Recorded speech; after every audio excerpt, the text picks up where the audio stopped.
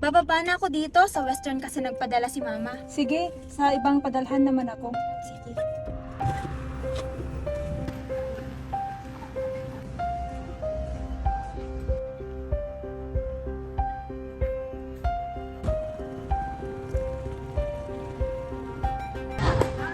Oh, ba't parang malungkot ka? Parang may bawas kasi na 125 pesos yung binigay ni ate. Nasaan ba ang ate mo? Nasa Dubai siya. Hindi niya ba alam na meron ng app sa UAE na pwede niyang ma-check ang iba't ibang padalahan? Download na ang Send2!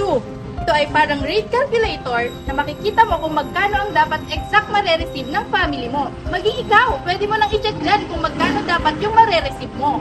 Tara na! May pang merienda na tayo. May sobra yung pinadala ni Mama sa akin.